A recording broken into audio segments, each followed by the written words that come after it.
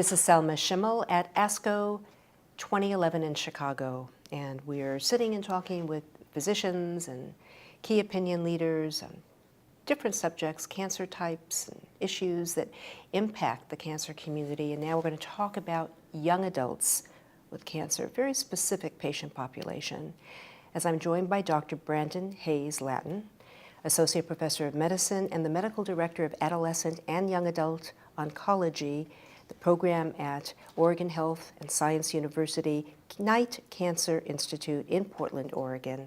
So what I wanted to discuss with you is sort of an overall picture of where we're at with young adult oncology, what needs to be done, and what's happening at this ASCO meeting on behalf of this very special patient population. In thinking back of where we were with the field of young adult oncology when we first met, a lot has changed. And I think this ASCO actually highlights a lot of those changes. When we first met, it was around defining what the issues were for young adults. So the fact that young adults have a different set of common cancers than older adults, the fact that the survival outcomes had not been improving the same way pediatric cancer or older adult cancer had been, and a whole range of unique medical needs like fertility preservation and unique psychosocial needs. And really part of our task was just to raise awareness that these were things that needed to be studied.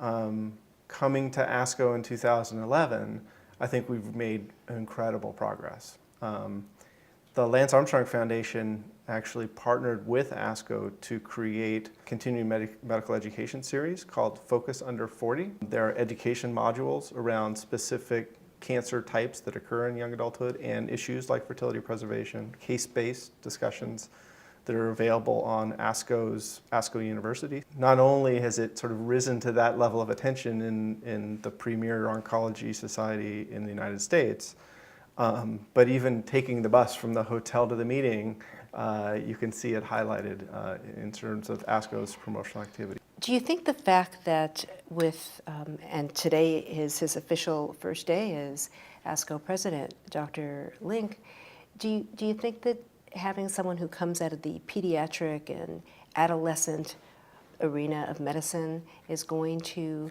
help change the fabric or sort of highlight the issues of young adults with more clarity? Yeah, I think it's really important to highlight the issues of young adulthood to see a pediatric oncologist be the president of ASCO. And in fact, we've worked with Dr. Link and his colleagues to help highlight those issues. ASCO's published a special issue of the Journal of Clinical Oncology focused on adolescent young adult issues. Even at this meeting, one of the plenary session presentations had to do with the treatment of ALL and a particular arm of the Children's Oncology Group trial. That's an effort led by pediatric oncologists. But when Dr. Tallman gave the discussion around the abstract presentation, he was clear to highlight that more than 40% of patients with ALL in the United States are over age 20, and actually brought in the young adult issues from the pediatric perspective. So I hope that having Dr. Link leading ASCO is yet another step to sort of bring that science to bear. It sure feels that way. What do we understand about the biology of young adult cancer and how in this patient population there are really important differences from the other age groups? So one of the exciting things that's happened in the last few years is a focus in biology and actually some publications that have demonstrated that at least in certain cancer types, the common presentation in young adulthood has different biological features than either pediatric or older adult cancers. In fact, the National Cancer Institute published the findings of a workshop that focused on the diseases acute lymphoblastic leukemia, breast cancer, and colon cancer, which highlighted distinct biology.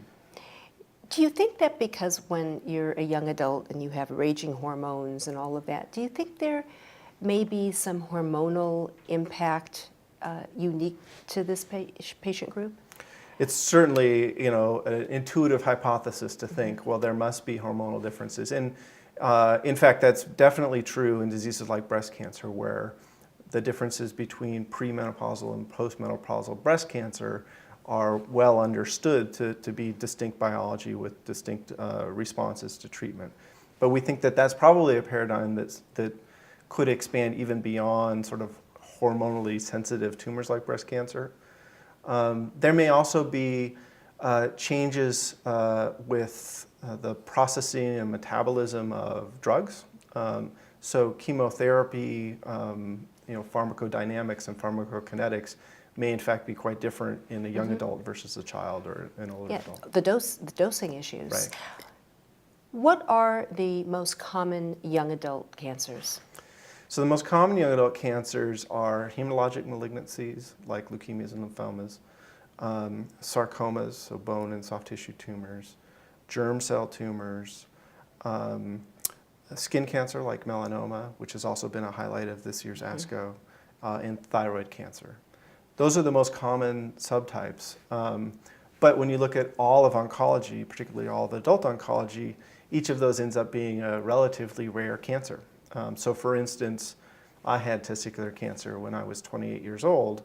For a 28-year-old man, testicular cancer is the #1 cancer. Yeah, and interesting, and I yet had breast at 28.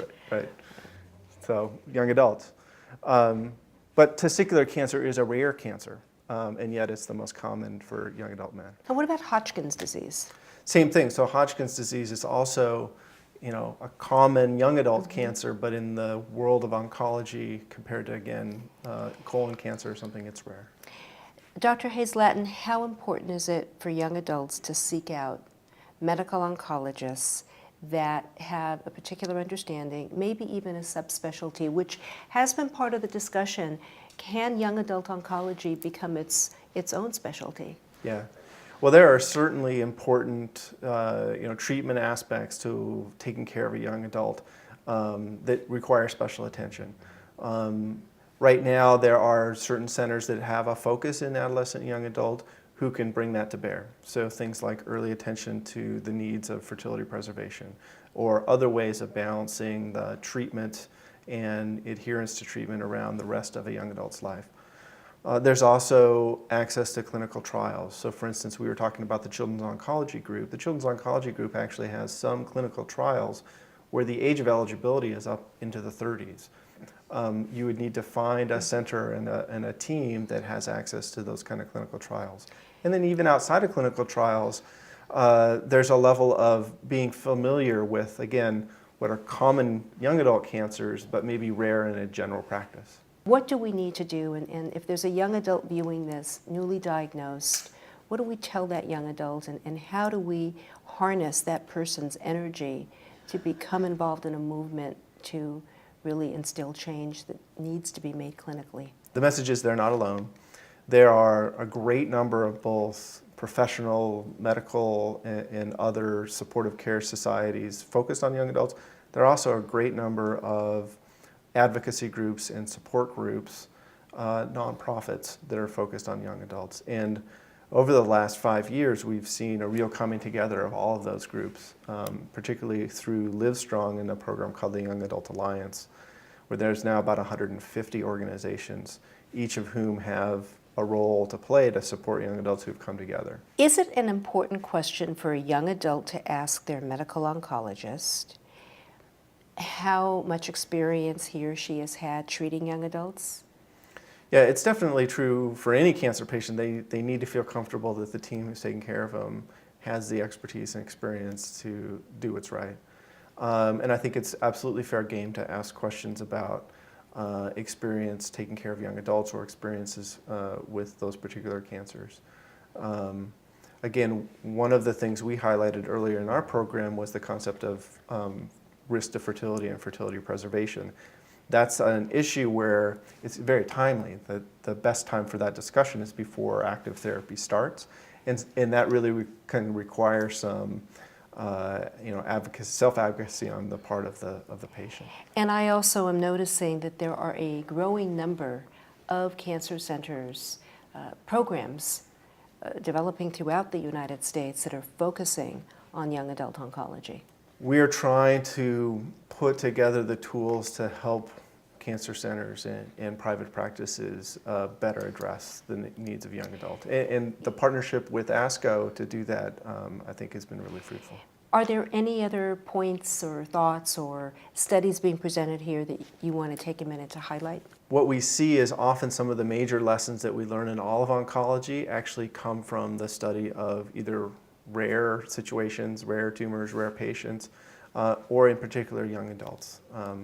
So again, if you just look at the plenary session at this year's ASCO, you see issues of melanoma, which is a common young adult cancer, and the need to actually drill down into the molecular biology to see what's really distinctive about melanoma and how can we target those.